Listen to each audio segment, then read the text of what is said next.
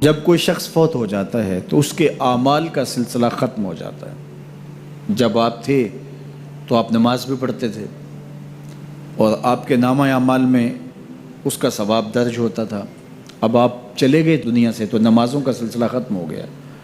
آپ صدقہ دیتے تھے، اس کا ثواب آپ کو دیا جاتا تھا، اب آپ نہیں دے سکتے۔ آپ تسبیحات کرتے تھے، آپ کسی کی مدد کرتے تھے، آپ لوگوں کو راستہ دکھاتے تھے، راستے میں پڑی ہوئی چیز اٹھا لیتے تھے، کسی پیاسے کو پانی پلا دیتے تھے، کسی بھوکے کو کھانا کھلا دیتے تھے، کسی برہنہ وجود کو لباس دے دیتے تھے، کسی کا بیٹھ کے دکھ سن لیتے تھے، کسی کی مشکل میں کام آ جاتے تھے۔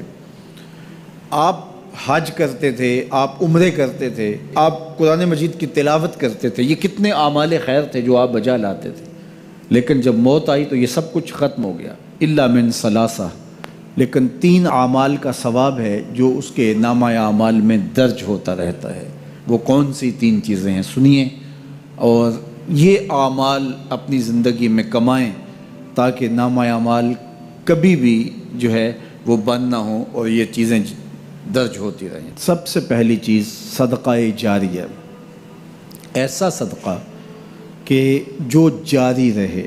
آپ نے مسجد تعمیر کروا دی، جب تک وہ مسجد موجود رہے گی اور لوگ اس مسجد کے اندر نماز پڑھتے رہیں گے، ان کی پیشانیاں سجدہ ریز ہوتی رہیں گی، تو نماز پڑھنے والوں کو تو ثواب ملتا ہی رہے گا، جنہوں نے مسجد تعمیر کروائی ان کے نامہ اعمال کے اندر بھی ثواب درج ہوتا رہے گا۔ صدقہ جاری، مدرسہ تعمیر کروا دیا، آپ نے کوئی ہاسپٹل بنوا دیا، آپ نے انسانی ضرورت کے لیے پانی کا کنواں کھدوا دیا، اور کوئی اور ایسی چیز کہ جو آپ کے بعد بھی جس کا فیض لوگوں تک پہنچتا رہے، وہ فیض رساں چیز جب تک موجود رہے گی اور اس کا فیض لوگوں تک پہنچتا رہے گا تو نامہ اعمال میں ثواب درج ہوتا رہے گا۔ دوسری بات، او علم ینتفع بہ، یا علم جس سے لوگوں کو نفع پہنچتا ہے۔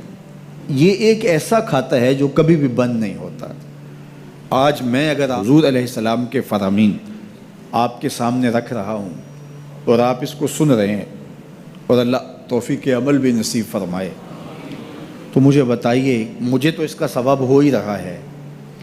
اب جس استاد نے مجھے پڑھایا ہے اور یہ سکھایا ہے، یہ جتنے لوگ سن رہے ہیں سب کا ثواب میرے استاد کے نامہ اعمال میں درج ہو رہا ہے، اور میرے جیسے اور بھی شاگرد ان استادوں کے جو اگر یہ کام کر رہے ہیں تو ان کا ثواب بھی استاد کے کھاتے میں درج، اب اس کا ثواب پھر ان کے استاد کے کھاتے میں درج، اور پھر ہمارے استادوں کے جتنے بھی ہم سبق تھے سب کا ثواب ان استادوں کے کھاتے میں درج، اور پھر ان کا ان کے کھاتے میں، اور یہ چلتے چلتے حضرت ابو ہریرہ کے کھاتے میں چلا گیا، اور پھر ان کا ثواب رسول کریم کے کھاتے میں گیا۔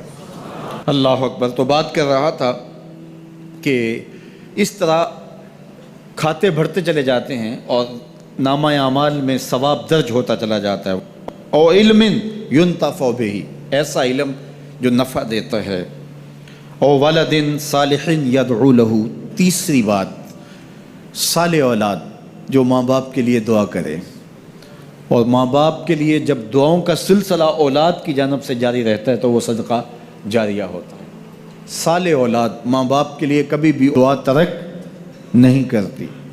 اولاد صالح تبھی ہوگی کہ وہ 5 گانا نمازی ہوگی، اور 5 گانا نمازی اولاد اہتمام سے دعا نہیں بھی کر پائے گی تو دن میں کتنی مرتبہ کہے گی ربنا اغفر لی ولوالدی، اے اللہ مجھے بھی بخش دے، میرے ماں باپ کو بھی۔ ایک شخص کے 2 بیٹے ہیں، 3 بیٹیاں ہیں، 3 بیٹے ہیں، 4 بیٹیاں ہیں، اور وہ نمازی ہیں، اور روز کہتے ہیں ربنا اغفر لی ولوالدی۔ یار کبھی تو کوئی لمحہ ایسا ہوتا ہے جب تار جڑی ہوئی ہوتی ہے، کبھی تو لمحہ ایسا ہوتا ہے جب بالکل خلوص کا رشتہ مضبوط ہوتا ہے، کبھی تو لمحہ ایسا ہوتا ہے جب رقت طاری ہوتی ہے۔ تو بچپن، لڑکپن، جوانی، بڑھاپا، روز دعا مانگ رہا ہے ربنا اغفر لی ولوالدی، کبھی بیٹی مانگ رہی ہے، بیٹا مانگ رہا ہے۔ تو صالح اولاد کی دعائیں ماں باپ کے درجوں کی بلندی کا ذریعہ ہے۔ تو 3 چیزیں ارشاد فرمایا کہ یہ منقطع نہیں ہوتی، صدقہ جاریہ، علم نافع، اور صالح اولاد۔